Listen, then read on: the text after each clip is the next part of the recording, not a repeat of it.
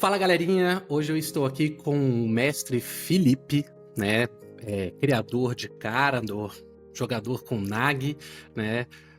Felipe, muito obrigado aí por estar aí com a gente aqui nessa nossa quinta entrevista, né. Te agradeço muito por aceitar participar de tudo isso. E antes de começar, se apresente, fale quem você é. Primeiro deixa eu agradecer, né, o espaço e o convite aí, né. Nada, Eu acho que que isso. até no meio daquela galera toda, eu acho que até é cedo demais para mim ser o quinto, digamos assim. Que legal, que E legal. tem uma galera na minha frente aí com muito mais bagagem. Mas vamos lá, eu acho que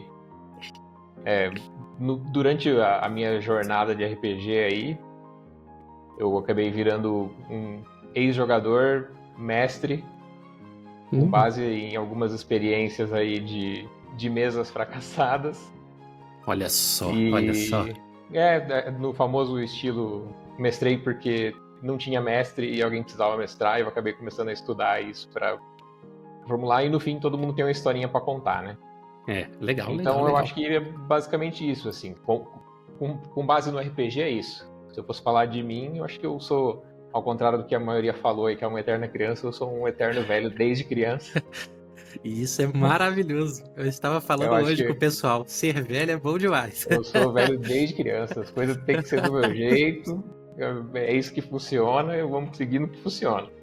Mas você que falou aí de ser velho e tudo mais, Felipe, quantos anos você tem? Eu tenho 38. 38, olha, tá quase chegando em mim, quase. Ainda faltam uns aninhos aí, mas estamos ali naquela mesma geração. E eu vou trazer isso para uma pergunta que a gente tem aqui, mas fala aí, onde mora, profissão, faz aí seu merchan se você quiser. Então vamos lá, eu sou de Curitiba, estou em Curitiba, já morei em Maringá, Floripa, dei uma rodada aí por causa do trabalho do meu pai. Meu pai sempre foi vendedor e trabalhou em diversas empresas. E eu lembro que quando eu era criança, a única coisa que eu não queria ser na minha vida era vendedor. E acabou sendo Aí quem? eu me formei publicitário e virei vendedor. Olha que coisa boa. Filho de peixe. Não trabalhei com publicidade, fui virar vendedor. Eu hoje sou empresário. Que legal. Mas continuo sendo vendedor, não mudou. E trabalha com o quê? Eu tenho uma confecção. Legal, A gente legal. começou sem querer, pacas, assim. Como muitas coisas na vida de muita gente, é uma coisa do acaso que acontece. Tem gente que vai dizer que é providência divina, tem gente que vai dizer que é destino, tem gente que vai dizer que é karma. Fotógrafo também. A Eu minha virei empresa fotógrafo por acaso. por causa de uma ligação no bolso de um celular. De colocar o celular no bolso, não tá desbloqueado. Eu liguei para um cara que trabalhava comigo alguns anos antes, e daí ele me retornou a ligação, falando assim, e aí, tal. Falei, e aí, beleza? Falei, então, você me ligou? Falei, não te liguei não, cara. Ele falou, não, você me ligou. Falei, putz, cara, liguei, foi sem querer. Falei, cara, botei no bolso e te liguei. Aí ele falou, cara, o que você tá fazendo? Porque eu tô com uma ideia de montar uma empresa. E a gente começou a conversar e foi assim que a empresa surgiu. Caramba, que legal, que legal, que legal. E aí já faz 13 anos. 13 anos? Então, reduzindo aí, já faz um tempinho. Mas vamos lá. Como e quando você começou a jogar RPG? Conta aí a história aí, como você já falou que já tem uma longa data. Me fale aí desse jovem mancebo que iniciou aí nas rolagens. A minha primeira experiência com RPG foi com Cyberpunk. Eu tinha 11 anos. Nossa, eu nem sabia que Cyberpunk era tão antigo assim. Foi com uma versão de Cyberpunk. Eu confesso que eu não sei de quando que é. Mas eu lembro que eu tava na casa da minha tia e meus primos que eram mais velhos tinham alugado uma mesa de sinuca para deixar na garagem. Só que eles não estavam jogando sinuca, eles estavam jogando outra coisa na mesa. Aí eu fui lá me intrometer e aí eles me deram tipo uma ficha e falaram assim, ó, isso aqui é você tem uma pistola e é isso aí. Se aparecer alguém, você atira. E aí a gente foi assim. Legal, mas cara, que foi diferente. só essa experiência e depois logo eu conheci o AD&D. O Advanced. Isso, que vinha com o CDzinho, que vinha com os cardzinhos de ficha pronta já. E aí acho que isso foi a minha primeira experiência jogando mesmo, entendendo o que eu tava fazendo, né? Mas Foi... então você teve o físico mesmo. Você teve. Eu tive Então. o Olha aqui. AD&D, que vinha com o livro pronto, a historinha era contada em CD, vinha com um mapinha, vinha com tudo. Tipo Stranger Things da vida, com Tipo aquilo lá. negocinho, bonequinho e tudo mais. Tipo aquilo lá. Era um set pronto que você comprava, só tinha essa história, né? Ela pré-definida, você chegava na sala, tocava o CDzinho e tinha uma narração do CD que fazia então cena. meio Não que tinha não tinha um necessariamente mestre. Exatamente isso. Que diferente. Nossa, eu nem sabia disso. Olha que legal. Que legal. E tirando o RPG, quais são seus outros hobbies? Você, Felipe, o que você gosta de fazer? Cara, hoje eu sou muito mais caseiro, né? Depois que casei. É sempre bom. É sempre bom. Negócio, a gente tem um gosto bem parecidos, né? De assistir programa de culinária. Oh, Masterchef. É vergonha da profissão! Vergonha da profissão. Precisei treinar muito com o Jacan para o último filler, que foi na França. Olha só. Cara, a gente é bem caseirão mesmo, mas a gente gosta muito de viajar. A gente, se tivesse, vamos supor, a condição de ficar fazendo isso, acho que era só isso que a gente fazia. Olha só. Já pensou então em virar aqueles youtubers de viagem? Putz, aí é... Ia ser bom, né? Não, mas cara, vamos supor, se existisse essa possibilidade, cara, com certeza. Eu também. Todas as melhores experiências que a gente tem é viajando. Putz, fomos para um lugar X, conhecemos um troço muito diferente, fizemos uma coisa que a gente nunca faria aqui e conhecemos pessoas que nunca conheceríamos aqui com culturas completamente diferentes. É muito legal. Aqui dentro você consegue ter uma experiência de cultura diferente do Brasil. É enorme, né? Mas tem tanta coisa lá fora. Legal. E desses países que você foi, qual é o seu preferido? Tirando o Brasil, claro. Acho que a Alemanha. Alemanha, né? Acho que a Alemanha... A gente, assim, né? Eu tenho muita ligação de ter pesquisado antes, porque a família veio de lá, né? Uhum. Inclusive, a gente, quando foi, a gente achou uma cidade que chama Michelsburg, que é da onde vem o meu sobrenome, né? Olha que legal, poxa.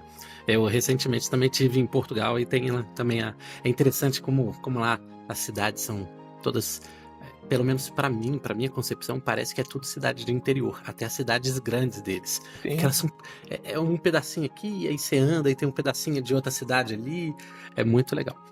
Mas pegando aí o Felipe, que voltou a mestrar, que, pelo que eu entendi, passou um tempo sem mestrar, não é isso? Como foi trazer de volta o mestre? Como é que foi essa experiência? Cara, foi um processo um pouquinho doloroso, assim, na verdade. É mesmo? Porque, porque assim, até, na verdade, antes de conhecer a Constelação, eu nunca tinha jogado nada online, né? Então, eu era 100% físico.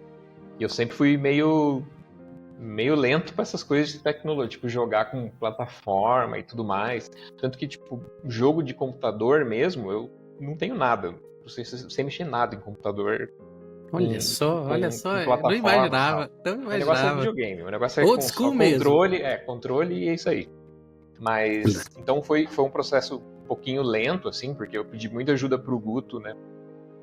Mestre Guto, como sempre.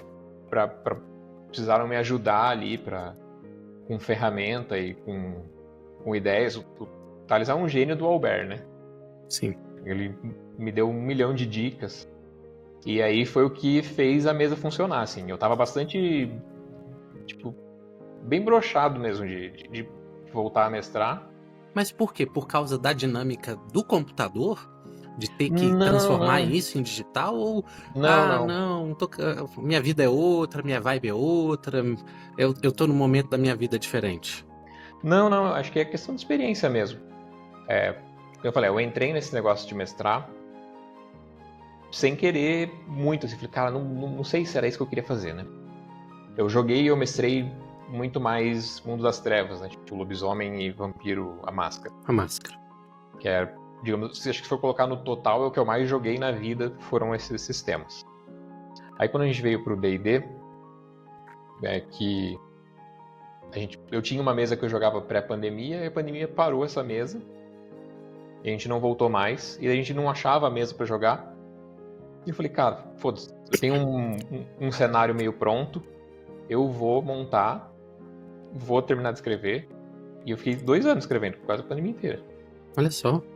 E aí eu falei, agora eu vou colocar esse negócio pra rodar. Chamamos uma galera, vamos jogar.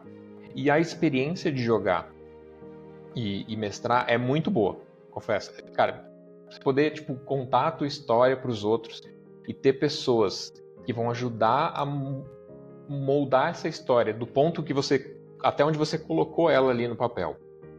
Você sabe o que pode acontecer daí pra frente. Mas eu deixei um negócio tão aberto que, cara, o que eles fossem fazendo ia moldar o futuro desse cenário. Legal. Poxa, muito Só legal. que a gente chegou num ponto em que eu falei, cara, sabe que você não sentia que a galera tava, tipo, muito imersiva no troço e tipo, era mais, tipo, só virou um rolê de se encontrar e conversar. E daí eu fui perdendo a pira de mestrar. Tipo, se for fazer rolê, a gente vai lá e faz rolê e beleza. Vai lá, come, lancha e tá ótimo. E daí eu, tipo, era pouco contato com a história, assim. Uhum. E não tem problema, desde que a galera esteja imersiva. Se você não quer seguir nada do plot principal, não tem problema. Ele vai acontecer de qualquer forma, independente do que os jogadores estão fazendo ou não. Se o dragão vai sair do ovo, ele vai sair do ovo em algum momento. Se você não foi lá resolver isso aí. Mesmo que você não esteja lá pra ver. Exatamente. Só que não era nenhuma questão da galera estar envolvida com outras coisas, né? Que parecia que ninguém estava envolvido com nada no geral. Entendi. E aí eu fui perdendo a pira mesmo. Fui, tipo, desligando desse negócio de mestrar. E aí achei a mesa, né? Tipo, acabei entrando na constelação, acabei caindo na mesa do Lobato, que é sensacional. E consegui criar um personagem que eu posso falar, de todos esses anos que eu joguei RPG, acho que é o terceiro personagem com um significado mesmo, assim, um personagem que eu consegui desenvolver, que tipo, eu me identifico com alguma coisa do personagem, e a gente consegue criar alguma coisa com ele. Muito bom, muito bom. Então vamos pegar, antes de falar do nosso querido Nag, vamos pegar Karandor. E antes até falar um negócio, eu só joguei, tirando a constelação, uma única mesa, sabe, o Felipe? E eu até tentei numa outra, presencial.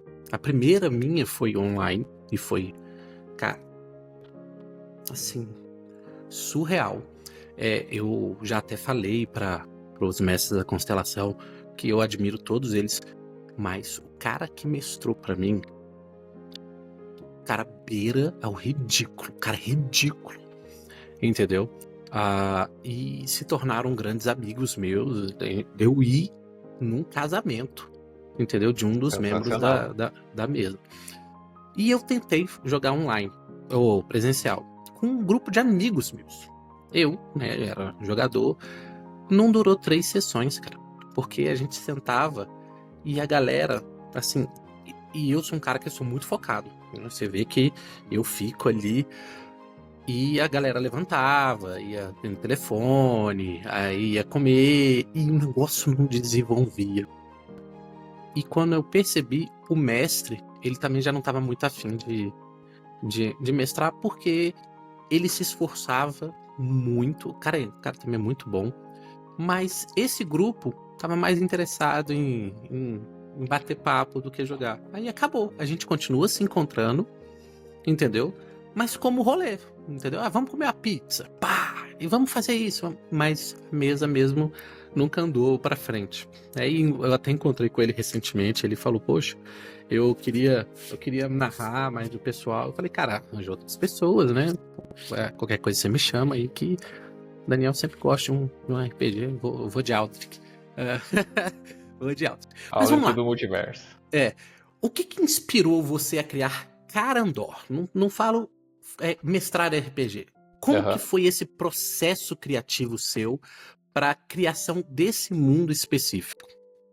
Cara, eu acho que se a gente for falar da maioria das pessoas, a influência mais, eu vou dizer que é literária, né? Acho que a galera muitas vezes pega bagagem de coisas que leu e vai construindo alguma coisa sua em cima disso.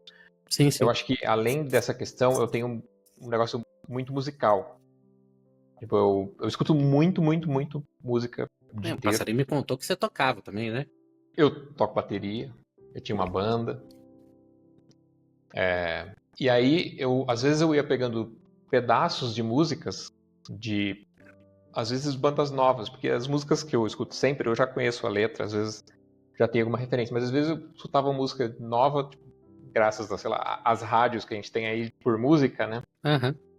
E eu falava, putz, isso aqui é interessante, isso aqui é interessante, isso aqui é interessante, isso aqui é interessante. E eu ia fazendo uma lista de coisas, e aí quando eu tava pensando em montar o mundo, eu falei, cara, do que eu vou falar desse tanto de coisa que eu separei?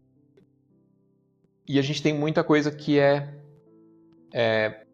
meio clichê e é muito bom, tipo, no universo de fantasia.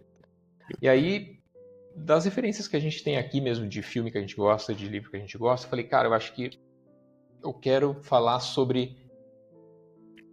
E aí eu vou... sobre, cara, é sobre isso, pra mim. Pode não ser pros jogadores. Ok. Mas qual é o efeito depois de ninguém mais, ou quase ninguém mais, lembrar de um evento mundial, que no caso de Karandor é uma guerra, Ok.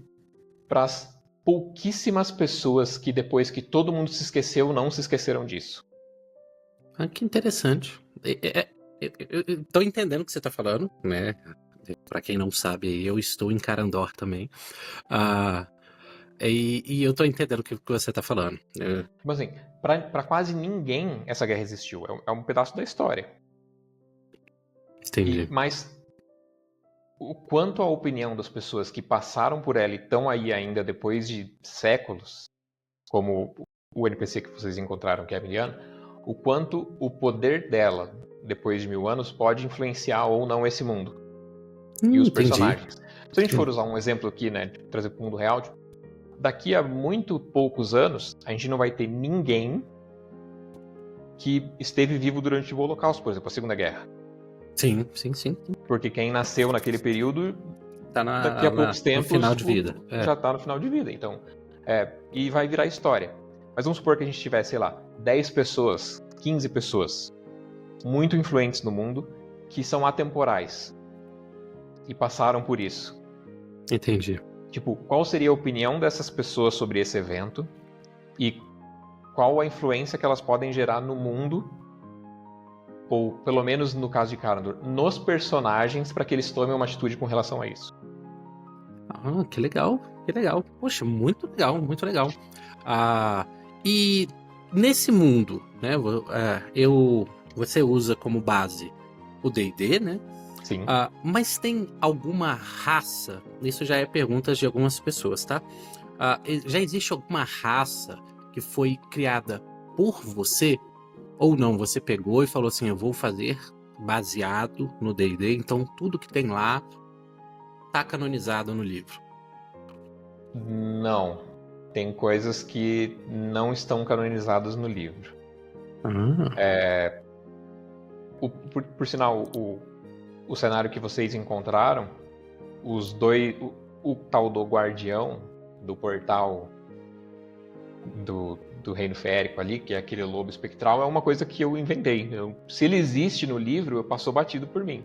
Entendi. Mas o stat block dele foi inventado por mim. Eu sei o que ele é, mas eu não sei se ele existe no cenário oficial. Mas eu sei o que ele representa. Muito legal, muito legal. E mais pra frente, tem alguns locais muito específicos do mapa que tem algumas coisas que eu precisei fazer uma mudança para casarem com o cenário que eu criei. Vamos supor, a gente tem um deserto lá. Eu não consegui achar necessariamente uma raça que casasse bem com o deserto. Então, eu meio que fiz um skin. Entendi. Fiz algumas pequenas adaptações, mas lá tem coisas que não são canônicas do livro, são homebrew mesmo. Legal. E Karandor, ela tem suas divindades ou não? É uma coisa mais puxada para a parte das pessoas embaixo, entendeu? O meu princípio de criação, principalmente dos personagens mais importantes e das cidades mais importantes, é que quase nada é baseado ou feito em nome dos deuses. Eu uso o panteão oficial de Forgotten. Então são os deuses de Forgotten. Tem Pelor, Sylvanos, todo o panteão tradicional. Mas a influência deles nesse mundo, e essa foi a ideia de eu trazer meio que um continente isolado que passou por isso, é disso. Eles não tiveram tanto contato com o mundo exterior, por exemplo, Forgotten Realms, para que fossem cultuadas essas entidades. Então tem. Os caras que forem para a capital vão achar alguns templos tradicionais, porque é a cidade onde estão os nobres mais importantes e tudo mais, vai ter essas coisas. Mas o que a população em certos lugares entende como divindade, e aí é uma questão toda filosófica, né? A gente discutir o que é divino até certo ponto, é baseado em fatos que aconteceram. Por exemplo, como eu falei para você, a divindade dos druidas lá é uma druida. É uma druida que existiu há muito, muito tempo, que se sacrificou para salvar aquelas pessoas, e esse ato transformou a crença das pessoas em que ela era uma divindade, e teoricamente, de uma é certa isso forma que dá o poder para eles, né? Tipo, quantas pessoas, os seguidores é o que dá o poder para ele. E as pessoas acreditam nela. Legal, isso me lembra um pouco Icewind Dale, que foi a mesa que eu joguei, que é sensacional. É maravilhoso, e eu vou te falar, não é fácil, entendeu? Eu peguei uma mesa fantástica, mas não tinha muito chance de você errar, entendeu? Até porque o meu mestre, ele não era um mestre bom. Ele falava, olha, eu não vou ser injusto, mas não vou fazer com que o vilão, né, seja bonzinho. Tipo, claro. Entendeu? Mas tinha muito disso, né? No caso ali, a Uriel, ela precisava que as pessoas cultuassem ela e tudo mais. Poxa, muito legal, muito legal. E você pretende expandir Karandor? Você hoje tá só com essa galera que tá jogando agora? Ou tem outras pessoas jogando em outros locais nesse momento? Não tem. Eu tinha mesa física, né, que parou em abril, e a gente deu um tempo que tá durando até hoje, né? Entendi. Não tenho muito vontade de voltar a mestrar física essa mesa. Eu acho que tem muito aquela questão, igual a experiência que você falou que você teve na segunda tentativa de uma mesa, ficou meio que essa sensação, assim. E eu gostei muito, eu achei muito legal a mesa que a gente mestrou, o filler que a gente fez. Sim, foi muito E a galera massa. tava, tipo, muito envolvida com o negócio, foi, tipo, pra mim foi muito surreal, assim, a experiência. Falei, cara, quando a gente joga a mesa dos outros, eu jogo como jogador, eu sinto que tá todo mundo do mesmo jeito. Eu falei assim, cara, eu não sei avaliar se eu sou um mestre bom, eu mestrei basicamente para as mesmas pessoas. Então, ser bem sincero, as pessoas podem falar que eu sou um mestre bom porque eu era a única opção de mestre daquela mesa. Então, não sei se vai ser, mas o cara não vai falar que eu sou ruim, porque daí vai ser que vai ter que ser ele, então. Entendi. Não, mas foi, cara, foi sensacional. Para mim, a experiência para mim de mestrar pra galera foi sensacional. Eu tenho vontade realmente de tipo expandir isso daí, mas aí eu queria muito aprender as ferramentas ideais, porque... E daí eu até acho que eu falei com você que a minha ideia era trazer os personagens da constelação mesmo. Sim, eu me lembro disso. Faria muito mais sentido se fosse com as mesmas ferramentas, tipo, não precisasse todo mundo ter que passar por todo o processo de criação de ficha, uma nova ferramenta, um novo sistema e tudo mais. Então acho que é mais uma adaptação minha agora, de conseguir fazer isso, do que, enfim, qualquer outra coisa. É uma questão de adaptação, mas isso daí vai funcionar. E assim, eu, pra quem não sabe, eu tô jogando esse filler, né? E o seu mundo, a sua criação de lore, né? Ela foi pra mim um tanto quanto intrigante, porque como foge um pouco do costumeiro da maioria das mesas que você assiste e tudo mais, né? A história é um tanto quanto diferente, né? Aquilo ficou na minha cabeça, tanto que você viu que eu fiquei uns dias ali, né? Inclusive, eu ficava lá... não ter jogado com o Aldrich. Pois é, vai chegar a hora. E eu tento não ser o Aldrich, cara. Cara, tem hora... Eu vejo que você luta. Felipe, eu cheguei a escrever aqueles DTs várias vezes. Não, tá demais. Volta. Não, eu não sei magia. Volta. Foi. Entendeu? Eu fiquei. Porque assim, a Aldrich ele é um tanto quanto investigativo. E eu não posso. Então assim, eu cheguei ao ponto de chamar uma pessoa e falar assim: vai lá e pergunta, pelo amor de Deus, porque eu quero saber. Entendeu?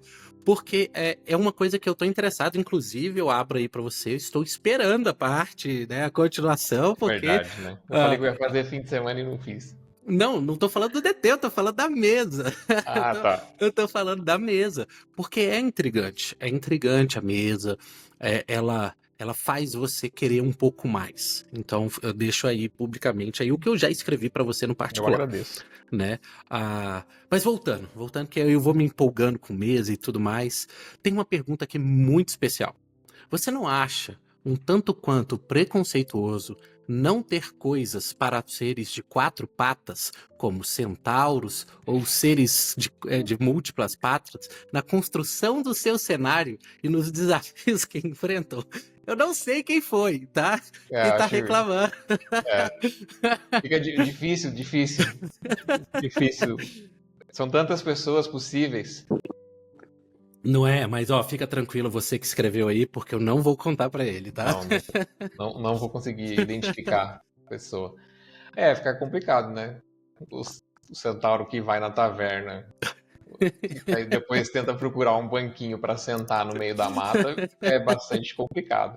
E o centauro que tenta nadar, Poxa, mas aquela cena do centauro nadando, velho.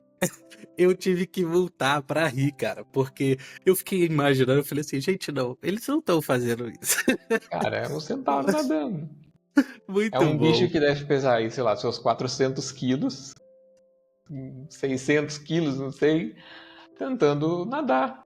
Não, e mergulhar. É, Isso quando eu digo nadar, não é tipo por nadar cima, né? aqui e ali. Não, é fazer um nado submerso, entrar numa caverna subterrânea. No final, aos trancos e barrancos, a gente chegou lá, Foi, né? foi. Mas é interessante a gente pensar nisso, porque abre muitas possibilidades de entender um pouco mais do RPG como ferramenta imaginativa.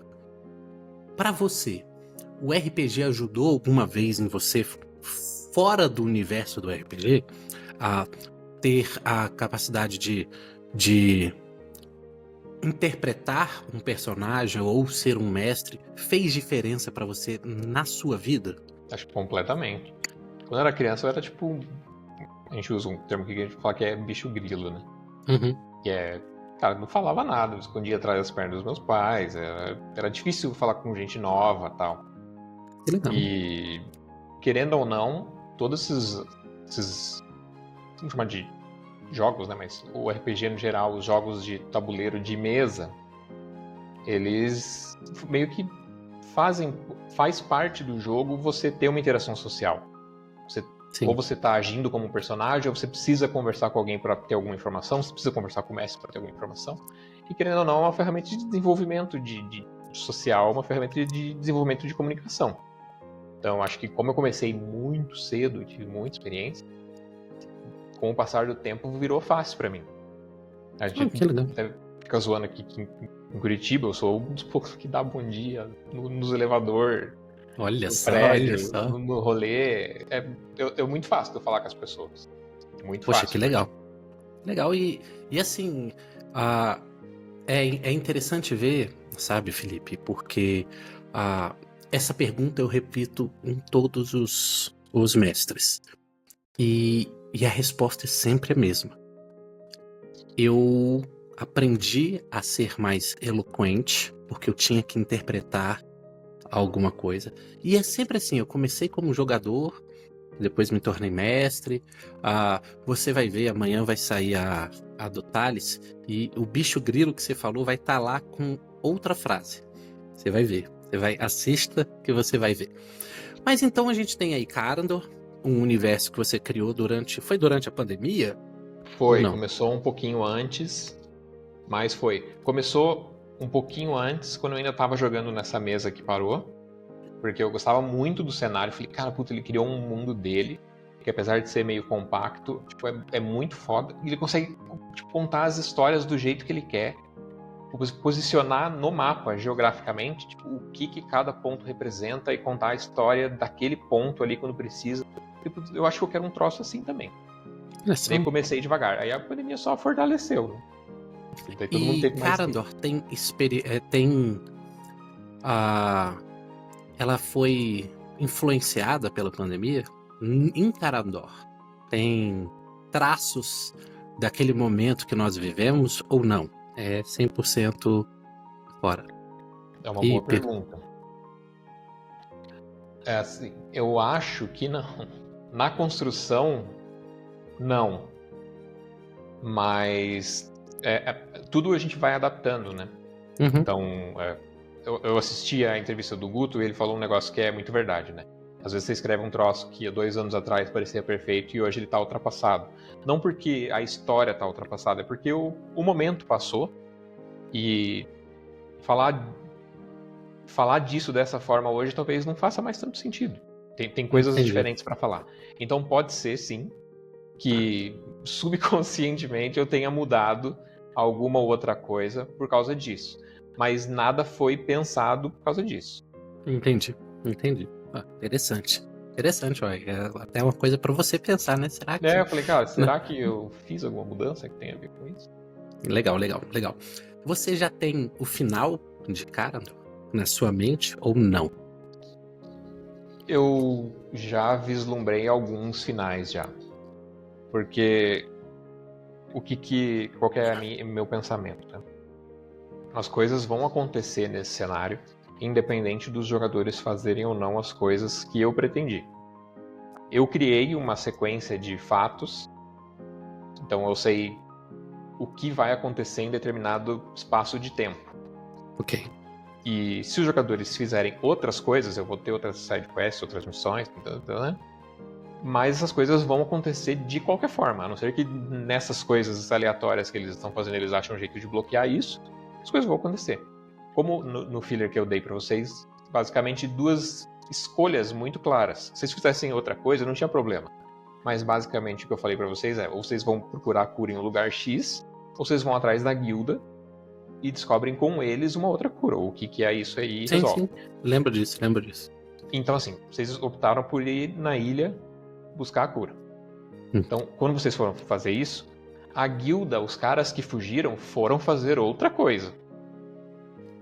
Entendi. Se vocês tivessem perseguido esses caras, os druidas iam continuar sem conseguir curar as pessoas. Porque foram vocês que resolveram esse problema. Entendi. Aí as consequências disso seriam lá na frente. Então, tipo, pode ser que mais pra frente, e daí existe isso escrito mesmo, né? Se vocês tivessem pego esse caminho aqui, talvez um NPC muito importante tivesse morrido no futuro, porque ele foi procurar ajuda e não tinha, e ninguém sabia de onde vinha o defeito da ilha, digamos assim. Então eu sei o que pode acontecer, mas o que vai acontecer realmente depende dos jogadores. Eu não escrevi um final. Tipo assim, o final é o final A, o final B. Não tem isso. Tem eventos que acontecem, mas o final vai depender das escolhas dos jogadores. Legal. Saindo um pouco de Karandor e entrando no Nag, né? No personagem, no nosso querido Cobrão, né? Que nem alguns chamam. Como que você descreveria o Nag? Se você pudesse, em poucas palavras, definir quem ele é e quais são as motivações dele, como que você descreveria ele? Cara, o Nag hoje ele é outra coisa, tá? Completamente diferente da concepção do personagem que eu criei. É, muito diferente. Eu acho que o Nag hoje, cara... Eu acho que o capitão do navio é uma frase que define muito o Nag. Ok. No sentido, digamos assim, no sentido clássico do capitão que vai afundar com o navio. Ok. Tipo, vai garantir que todo mundo fique seguro, saia... E se precisar, ele vai afundar com o ideal dele. Aquilo que ele acredita, se precisar, ele vai levar pro túmulo junto. Desde que ele consiga proteger todo mundo. Entendi. Eu acho que esse é o personagem hoje. E como ele era? Cara, eu queria ele pra ser um filho da... É mesmo? Ele era Eu fiz o background dele como pirata, né? E tudo que eu tava fazendo era bastante egoísta, assim. E eu já tive uma experiência de jogar com um personagem mau, realmente dá. Se quiser, depois a gente fala sobre isso, mas. Aham. A ideia do Nag não era ser, tipo, necessariamente ruim, mas ele ia ser bastante egoísta. E começou assim, eu até falei com outro player que tava na mesa inicial, falei, cara, teu personagem é muito bom, então vamos fazer, tipo, antagonistas mesmo, dentro do Aham. grupo e fazer eles se desenvolverem juntos. E a minha ideia era essa. Só que as coisas foram acontecendo e, tipo, tudo deu tão errado pra mim no começo, e os outros foram, os outros foram ajudando, tipo, nos dados mesmo. Às vezes eu falava, nossa, eu não acredito que eu fiz isso, cara. E daí, tipo, o Nib tinha que me salvar, ou o Matilda tinha que me salvar. Eu falei, caceta. Cara, não dá. Os caras, tipo, tão ajudando um desconhecido. Um cara que não fez nada, não ajudou em nada. Tentei roubar eles no começo. Não roubar, né? Mas eu achei um Uhum. negócio que eu ia esconder pra mim. Aí depois eu falei, cara, os caras me salvaram. Como é que eu vou ser sacana? E principalmente a relação com os personagens da Matilda e do Nib. Falei, cara, porra, tem tudo a ver com ele. Tipo, o cara que ficou excluído é o último sobrevivente que ele sabe, né? Da espécie dele. Ele não acha mais ninguém, e é por isso que ele é meio assim. E ele encontrou dois caras que tiveram um sentimento oposto, assim. Eles tinham uma família que eles não eram adaptados e precisaram sair e se viram sozinhos, tipo, contra a ideia que todo mundo tinha deles ali. E estão sozinhos por opção, mas porque estão deslocados também. E aí, eu Entendi. acho que quando você entrou na mesa, eu ainda falei pra você, cara, a visão que o Nag tem do Nib e da Matilda é que são como se fossem irmãos pequenos dele. Ele Sim, meio que sim, você adotou falou como família. irmãozinhos. E virou que um negócio bem família, assim. Então eu falei, cara, eu vou mudar. Eu vou trabalhar sessão a sessão, eu vou mudar um pouquinho até chegar no ponto que agora eu quero. Falei, agora eu quero que o Nag vai ser assim. Mas isso você acredita? Essa mudança sua, você acredita que foi por causa do jogo em si ou por causa das pessoas da mesa de Aetheria? Isso é uma pergunta porque, assim, foi uma opção sua ou foi uma consequência das pessoas, dos players que estão na mesa? Não, eu acho que não. Eu acho que foi um negócio totalmente do personagem. Porque a gente faz muita zoeira ali e tudo mais. Uhum. Mas, cara, os personagens mesmo, tipo, o Nib e a Matilda, principalmente mais no comecinho, quando a gente era mais, digamos assim, o nível mais baixo, eles jogavam de uma maneira que o personagem era muito inocente. Entendi. Tipo, nas descobertas, cara, tudo era uma maravilha. Eu olhava e falava, pensando com a cabeça do personagem, tipo, porra, isso aí não é legal, cara. Isso aí é uma coisa, tipo, sei lá, isso é uma pedra. Por que você tá Uhum. impressionado com uma pedra? E eu falei, cara, talvez seja uma boa ideia o personagem ter uma visão um pouquinho diferente das coisas. Ele teve uma história que, pra ele, foi suprimida por uma questão de vitórias e da glória da pirataria, em que não, digamos assim, não é uma vida massa. Ok. Você é um vilão, entre aspas, você tá saqueando, matando, roubando, falando. Ele falou, cara, essa visão foi forçada. E as coisas que pra mim são mundanas, pra eles são sensacionais. Eles estão felizes porque, sei lá, na taverna tem músicos, porque eles viviam em caverna. Falei, cara, Entendi. talvez seja a oportunidade de eu dar pro personagem um twistzinho aqui de falar, opa, peraí. Tenho que valorizar Talvez mais. tem que dar mais valor pra essas paradas aqui, cara. Legal. E aí eu acho que foi exatamente isso. Não foi necessariamente os jogadores. Foi as consequências da história. Legal. E dentre os plots que você tinha Ixi. e os plots que Nag almeja, algum já foi realizado? Cara, foi. Foi. Mas ele não era diretamente ligado ao Nag, assim. Porque a gente teve um plot que eu adotei pra mim como do personagem também. Que foi quando o Nib descobriu os kobolds escravizados numa cidade que era super importante, super rica, e a gente descobriu os kobolds escravizados. E ele falou que ele tava, tipo, muito bolado, que uma galera da raça dele tava sendo força de trabalho escrava e tal. E aí eu falei, cara, tá aí. Tudo aquela mudança que eu dei pro Nag Pode chegou nesse combinar aí. ponto. Falei assim, cara, não. Eu não tive a oportunidade de lutar por nada do meu povo. Eu era uma criança quando ele foi destruído. Mas ele tem. Então vamos fazer isso aí acontecer. Entendi. Então não Legal. foi diretamente, porque não foi numa sessão minha que isso aconteceu. Foi um negócio mais do Nib, mas pro meu personagem foi um troço sensacional. Foi o primeiro, digamos assim, o primeiro achievement dele. Assim, cara, a gente libertou os kobolds lá de Cristales. Então esse plot foi concluído. Legal, legal. E dentre os futuros plots, né? Tem algum que permanece? Você não precisa dizer qual é, mas tem algum que permanece? Tem, eu acho que tem. Cara, tem três.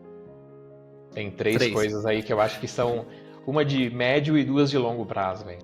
Legal, legal. A gente, né, os jogadores, né, vai criando esses laços, a gente vai percebendo algumas coisas, mas é muito interessante ver essa curva de evolução do personagem, o que mostra que a mesa ela é viva, né? Sim, com certeza. Ela vai transformando. Eu me lembro que quando eu entrei a Etéria, eu percebi muito nitidamente as mudanças de narrativa, né? Não só eu, como o Lip, então foram duas personas entrando num grupo que de certa forma estava coeso e aí demora aquele tempo de todo mundo puxar pro lado o banquinho para o outro sentar, aquela Sim. coisa, né? E aos poucos a sintonia vai começando a ocorrer e a mesa volta a ter aquela coesão, né? Mas a gente percebe alguns plots, né, que vão surgindo, né, no caminho, né? Por exemplo, o Aldrich com a Matilda e o Nag com a Phoebe e todas aquelas coisas que vão acontecendo, né, e vão mudando a característica do personagem. Mas se o Nag tudo isso que eu tô falando, tá? São perguntas que eu fui atribuindo ao contexto, mas o pessoal mandou. Claro. Se o Naga encontrasse um dilema onde tivesse que escolher entre o mar e a sua tripulação, por isso que eu tô lendo, tá? Qual ele faria? Entre o mar e o grupo, digamos assim? Isso. É porque a pessoa botou tripulação, mas como ela botou entre aspas, eu acredito que seja o grupo. A tripulação. A tripulação. Abandonaria facilmente o mar. Legal. É um sacrifício que valeria a pena nesse novo personagem. Legal. E qual foi o momento mais marcante ou emocionante pro Nag? Tirando essa de Crisales aí que você narrou, né? Se for essa, você fala. Durante a campanha dele de Aetéria ou em outros mundos? Vou falar em sessão, né? Não vou contar os DTs, porque Isso, em sessão. DT aconteceu muita coisa. Cara, eu vou colocar dois momentos, porque um é muito simples, muito pequenininho, mas na cabeça do personagem foi muito importante. E eu até comentei no DT da Phoebe. Uma aventura que a gente estava em Phobos, num filler de Phobos, numa side de Phobos, que tava eu e o Nib. E o Nib estava sendo atacado e o Nib gritou: "Me salva, Nag". Entendi. Olha que legal. E daí eu até falei pra Phoebe que tipo, tinha um negócio assim dele se sentir presente na vida dos outros. E daí foi aquele momento que ele sentiu. Ele falou tipo, putz, essa galera precisa de mim. Legal. Poxa, que legal. E foi um momento bem simples. Eu acho que tipo, o Nib até fez de zoeira, assim, né? Mas eu falei, cara, eu vou abraçar esse negócio. E aí eu trouxe isso pro personagem. Tanto que no último DT eu comentei sobre esse fato com a Phoebe. Legal. Esse acho que é o ponto importante. E aí eu acho que o segundo foi... E daí acho que em sessão esse é o ponto mais marcante.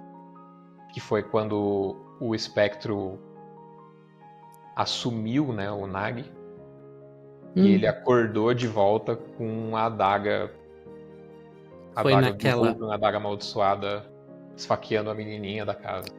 Foi naquele evento que vocês estavam com uma personagem que era a dona de uma das armas A dona do arco, né? do arco lendário, exatamente. Isso, Ela tinha uma protegida de Phobos ali. E o Nag E o Nag passou o rodo. e se você, não sei se você lembra da cena, se você assistiu a cena, mas Eu assisti, a reação que eu tive depois de não conseguir fazer nada, falhar no Diabo do Save, foi pegar a mesma faca, entregar na mão da mulher e falar: Tó, agora é sua vez. A escolha é tua. Faz se quiser. Eu me lembro, eu assisti essa mesa. Particularmente, teve algumas coisas nessa mesa que eu falei assim, não precisava ter, mas as coisas foram corrigidas com o tempo. Mas esse momento foi muito... Até um pouco, assim, um pouco pesado, sabe? Denso. Não tô falando pesado de ruim, mas Sim. teve toda uma densidade que aconteceu que eu achei muito legal. E as consequências acabaram durando um tempo, né? Nag, inclusive se você não quiser responder, tá? Você fala e aí a gente corta e passa. A pergunta é: por que resolveu cair nas graças da Phoebe? Não acha que não tinha nada a ver? Você se arrepende? Não, nem um pouco. Eu acho que, como eu te falei, eu tive 3 personagens que consegui desenvolver uma história. E essa era uma oportunidade de desenvolver um estilo de narrativa para um personagem que eu nunca tive. Ok. Ele era um personagem que já tinha uma conexão, né, com a personagem da Phoebe desde de episódios atrás, digamos assim, como o episódio do Move Terras e ele já tinha todo um esquema de protetor ali e ele se sentia meio responsável pelas escolhas, e eu também pontuei isso, que é da sessão da Duquesa, quando a Phoebe virou vampira, foi porque eu fui lá, ofereci meu sangue pro diabo do vampiro, ela aceitou, né? Daí a Phoebe foi lá, fez a mesma coisa, deu ruim. Tá vendo? A culpa é sua. Eu falei, a culpa é minha, foi eu que fiz isso. Ai. Eu que comecei essa história de pacto. E aí eu acho que casou muito bem e foi muito fluido. Porque quando a gente começou aquele downtime, não era isso. Tanto que eu não sei como funcionou com outras, né, momentos dos personagens, mas a gente nunca se conversou. Pra falar, tipo, vamos fazer isso pode acontecer. Cara, não, eu nunca mandei uma mensagem pra ela, falei, fazer isso aqui rolar desse jeito e mudar aqui. Não, foram, tipo, as mensagens, a criação da história foi fluindo. Legal, e virou esse negócio. Legal.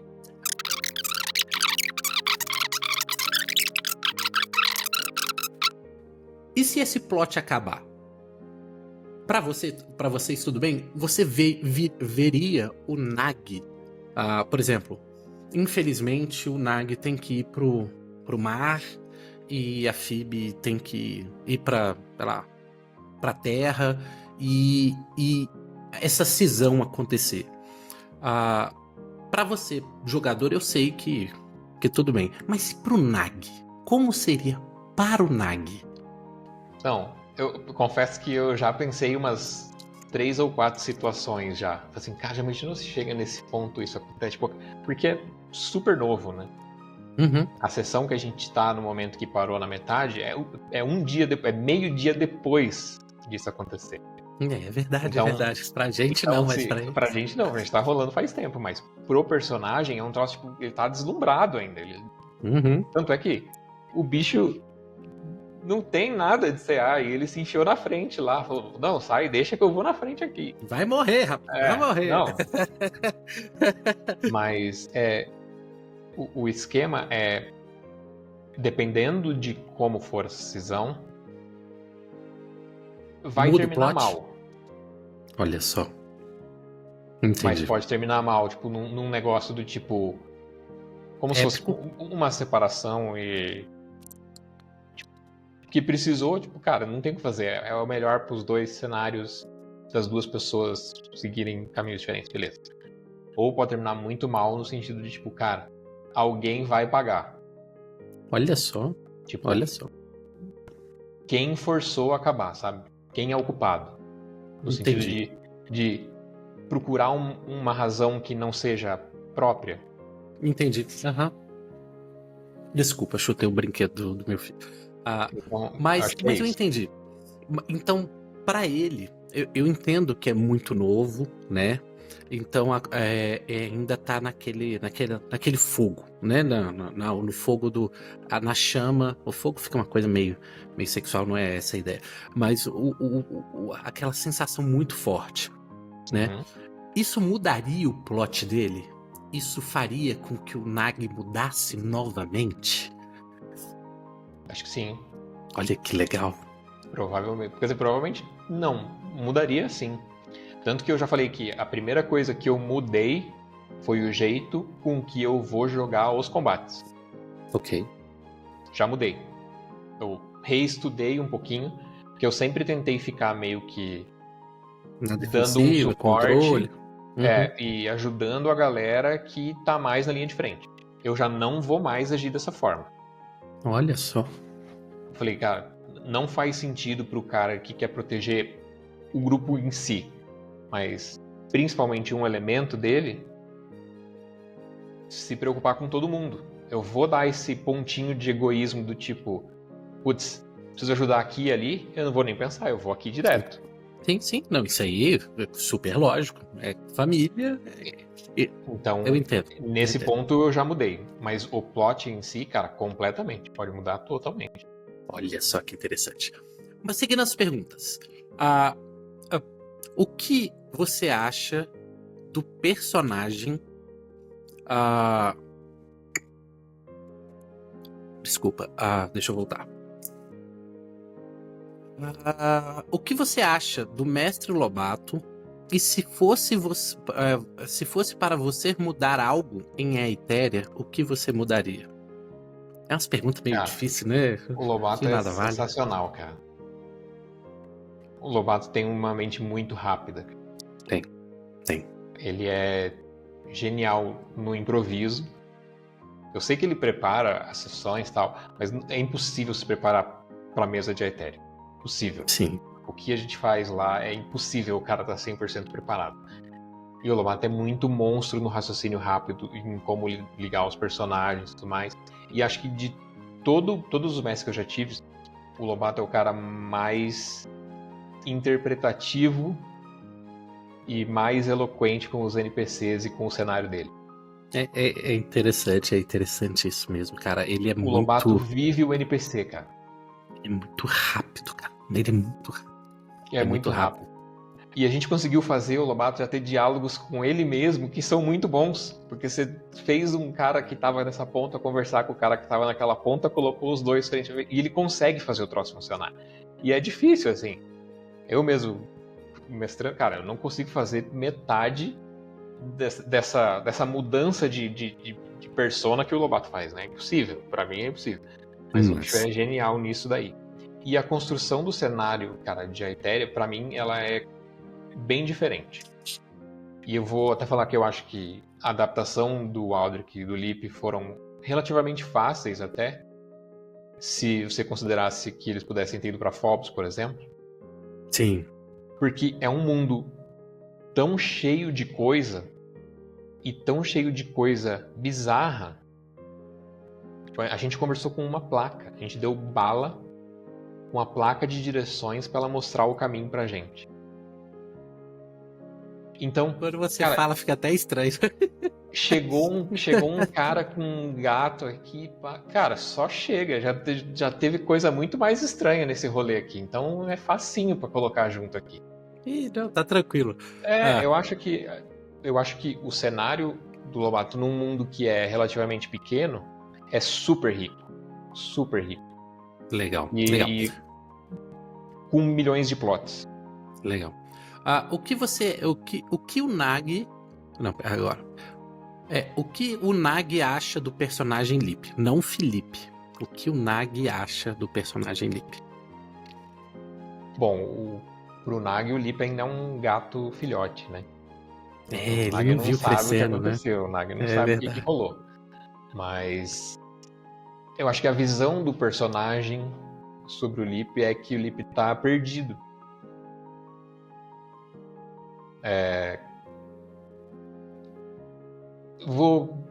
Não sei se vai ser a palavra certa, mas é como se o Lip fosse tipo um menino de rua que precisa Entendo o que você tá falando.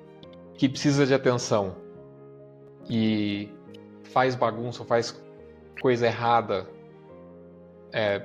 quando tem muita gente em volta. Pra que alguém perceba ele, Eu prefiro talvez não seja apanhar e ser isso, visto do que ser exatamente. ignorado. Exatamente. Legal, legal. A minha visão do personagem do Lip é um pouco dessa. E assim, os dois personagens, eu já conversei muito com o jogador, né? Mas os Uhum. personagens não tiveram muito tempo de conversar. Porque eu conheci o Lip numa sessão E na outra já e tava. duas depois a gente já se separou. Sim. E a gente, É, mesmo dentro da sessão, ficou em grupinhos meio separados. Então eu não consegui ficou. conversar com o Lip. Tanto E é que, bem parecido com o caso do Aldrich também, sim, né? exatamente. É, Tanto que e, e- eu tinha conversado com o Enzo pra gente fazer um esquema que ia ser, cara, muito engraçado. Com esse plot dele buscando os irmãos dele. Mas nem deu tempo, porque os jogadores, os personagens não se falaram pra isso. Falei, então deixa quieto, agora passou. é, é interessante isso. Ah, por exemplo, quando eu entrei na mesa de Aethery, durante alguns momentos, eu fiquei pensando até que ponto o caos, porque é uma mesa um tanto quanto caótica, né? Influenciaria, e eu fiz um pequeno estudo de personagem. Você já percebeu, eu gosto de ler as coisas, então eu fiz um estudo de personagem, né? Para entender como era cada um e entender como é que funcionava a dinâmica ali, né? Quando entrou o Aldrich e o Lip, eu pensei assim, cara, o Lip vai ser mais fácil de entrar em sintonia do que o Aldrich. Porque o Aldrich, ele é muito mais sério, ele sofreu por muito mais tempo. E eu até pensei que o Nag e o Aldrich seriam a, a amizade mais provável dentre aquele grupo. Por quê? Porque os outros personagens são muito mais caóticos e quando eu entrei na mesa, o Nag já era o cara mais sensato. Entendeu? Só que acabou que não deu muito Concordo. certo, mesmo sendo sensato de Aethery.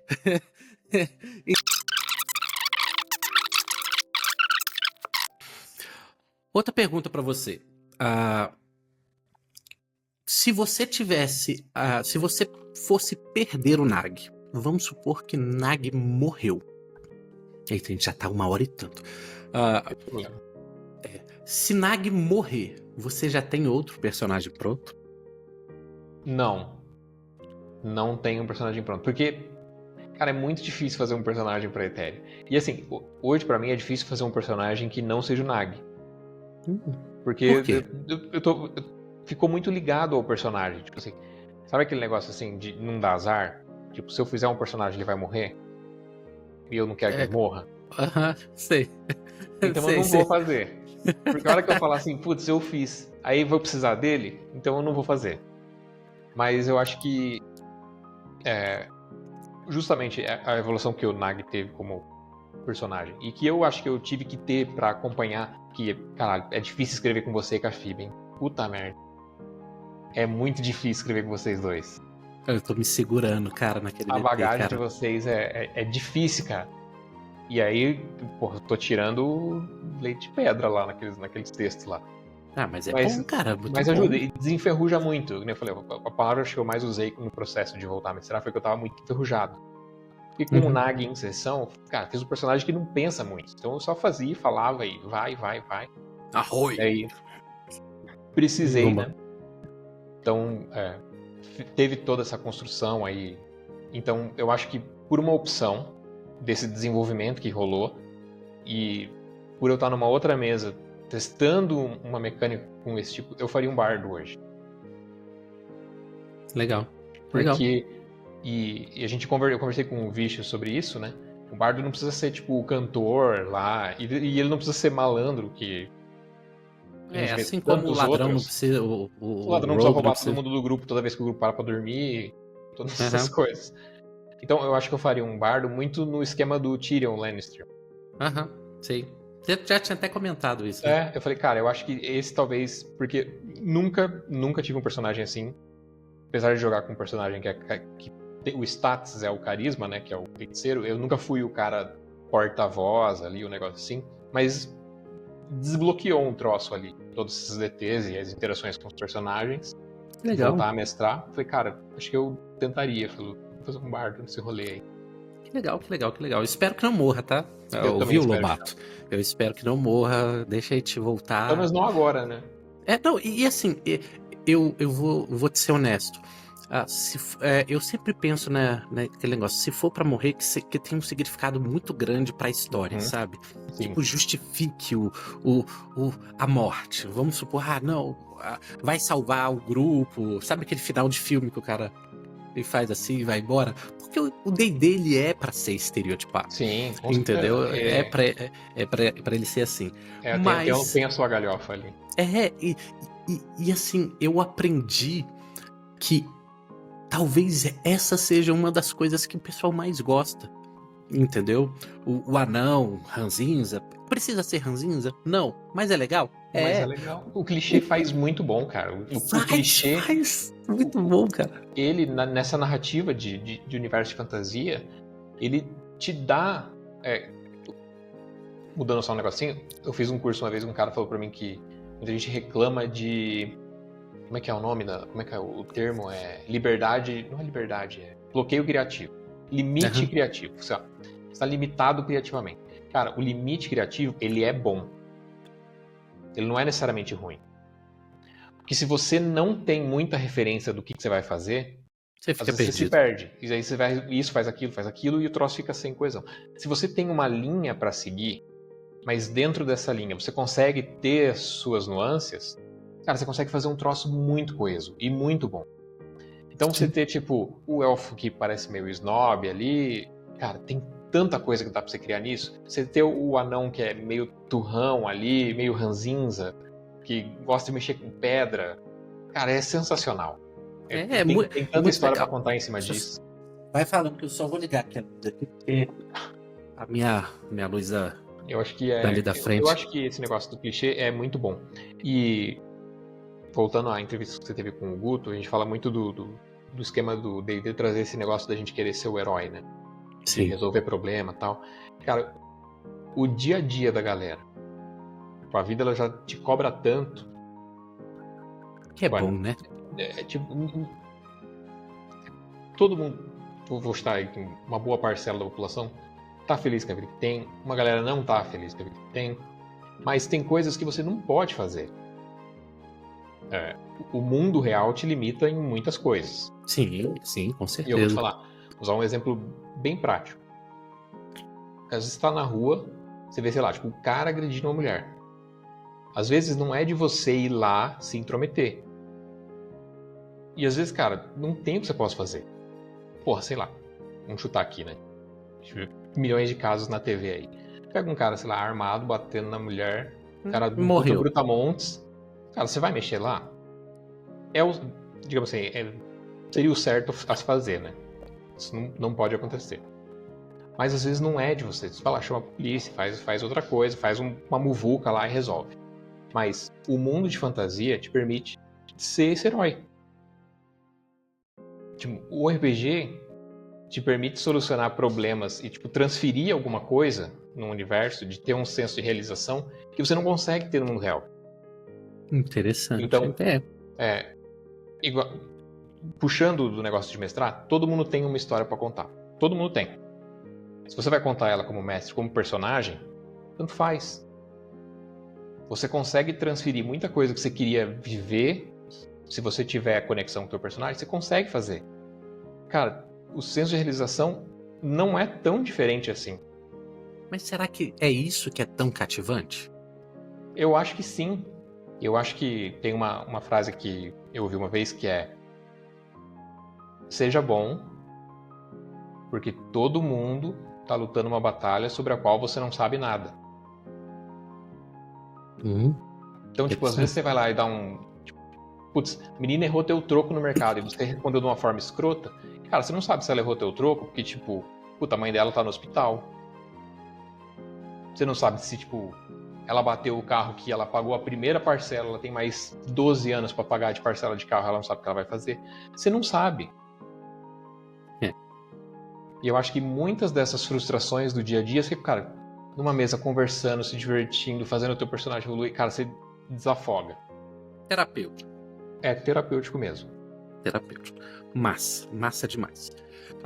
Felipe, vamos entrar aqui agora numa parte onde eu vou fazer algumas perguntas rápidas e eu não quero que você pense demais, Manda tá? bala. Eu quero que flua. Então vamos começar. Vou começar com uma coisa muito simples. Uma banda. Iron Maiden. Iron Maiden.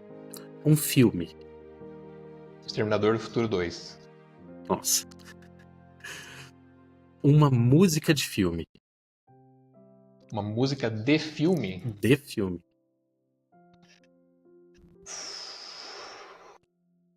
Cara, pra mim, é Going the Distance do Rock. Nossa, muito boa. Nossa, muito boa mesmo, muito boa mesmo. Ok, uma série. Peaky Blinders. Blinders. Uma comida. Putz. Estrogonofe. Estrogonofe. Carne ou frango? Carne. De carne. Uma bebida. Pô, cerveja. Um sonho. Morar fora do Brasil. Um sonho realizado. Casar. Um carro. Desculpa, não ouvi. Um carro. Um carro dos sonhos. Um carro. Cara, acho que... Putz, cara, falar que não seria um carro, seria uma Harley. Uma Harley. Nossa, aí também, até eu. Meu sonho é poder ser aqueles caras barbudos, sabe? sem cabelo aqui atrás, assim, uma Aham. tatuagem. Vamos lá. Uma virtude. Eu acho que é... Eu não tenho uma palavra pra isso. Mas é essa facilidade que eu tenho de não me abalar com problemas. De Interessante. não trazer os problemas pra dentro de casa. Legal. Um defeito. Minha teimosia, né, cara? É Olha difícil eu dar só. o braço a torcer. Olha só. Um rolê. Barzinho. Tomar cerveja e comer porção. Porção. Comer porção. Se você tivesse que escolher entre viver na Alemanha como classe média e viver no Brasil como classe média alta, rico. Viver na Qual Alemanha você... como classe média. Olha só. Cultura da sociedade e estrutura do país. É muito bom, né, cara? Cara, Assim, off-topic. É outra. é diferente. Muito diferente, cara. Muito diferente.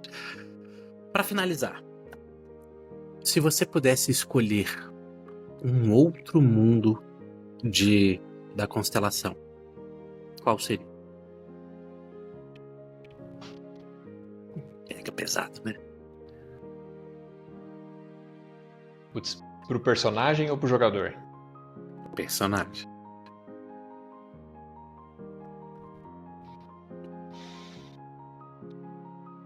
Caramba. Eu acho que Phobos, porque na primeira concepção de personagem, se vamos colocar, fizesse um reboot, cairia como uma luva. Entendi. E pro jogador? Cara, pro jogador eu acho que eu não sairia de Etérica. Não Etérica é sairia. muito foda. Olha só. Você prefere continuar, ou melhor, para finalizar, o que a constelação representou quando você entrou e representa hoje? Existe alguma mudança? O que ela era antes e o que ela é hoje? Existe bastante. Eu conheci essa galera pré-constelação, né? Sei, na Inominável. É isso. Mas eu jogava numa mesa paralela à mesa que os principais jogavam. Entendi. Então eu só jogava com o personagem do Malgodaer e com o Lobato. E aí, tipo, eu não tinha interação com a galera, que nem a gente falou, a gente fala muito, não tinha interação com a galera. Então, quando eu entrei na constelação e virei parte desse rolê, tipo, foi meio que um resgate do RPG mesmo. Tipo, do que o RPG representava. Que não é só, tipo, vir aqui e jogar. Se fosse só jogar, eu podia entrar em qualquer sistema, achar uma mesa que tava vaga, entrar e beleza, e amanhã nunca mais falar com essas pessoas, segue a vida. Mas foi um resgate do RPG como um todo e de comunidade. Hoje eu posso falar com certeza absoluta que eu falo mais com você do que com a galera que tá no meu grupo da faculdade. Que tipo, Olha a gente só, se fala diretamente. Então, isso é uma mudança, tipo, drástica do que eu tinha pré-constelação e do que eu tenho agora. De interações sociais, né? Volume de interação, digamos assim. Hoje eu tenho muito mais por causa disso do que tinha sem isso. Legal. Pra mim, a constelação veio numa época que eu tô aí, né? Você sabe, eu já te contei. Eu hoje aqui no Brasil já não tenho mais casa, eu não tenho mais carro, entendeu? Tudo meu já tá lá.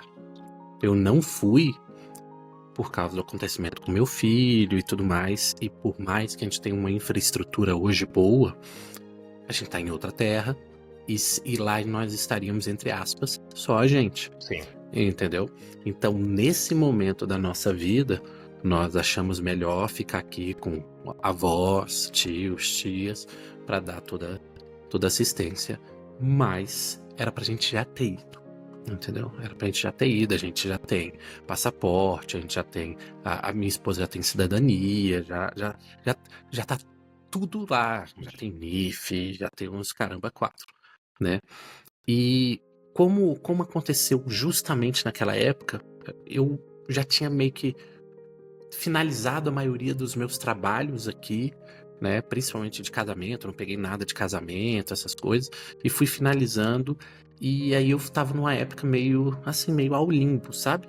Uhum. E aí a constelação veio, e por mais que nem sempre a gente converse coisas muito densas, né? Às vezes é uma brincadeira, pô, aquilo ali é uma refrigério, sabe?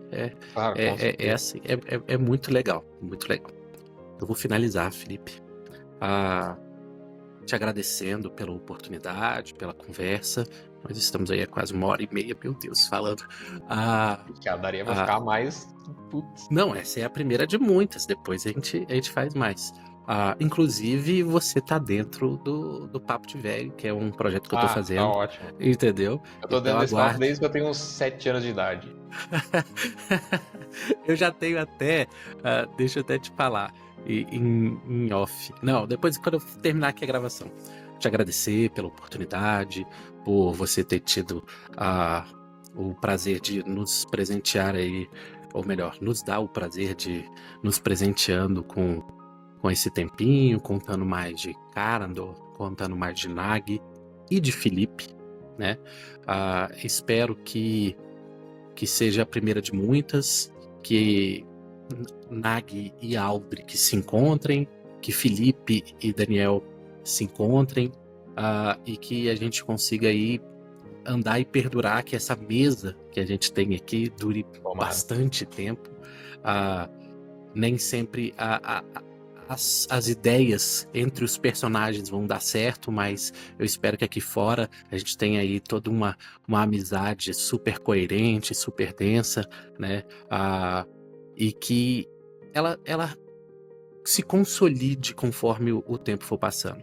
Eu espero que na constelação você se sinta amado, mesmo eu sendo mais novo do que você. Eu espero isso para todo mundo.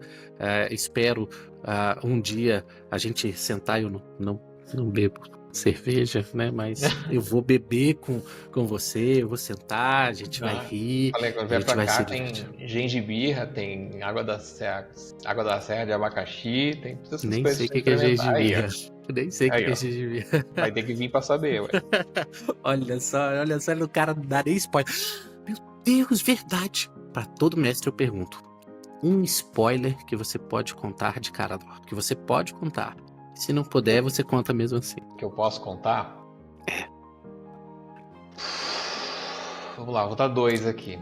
Um que seria a continuação da sessão. Tem um evento de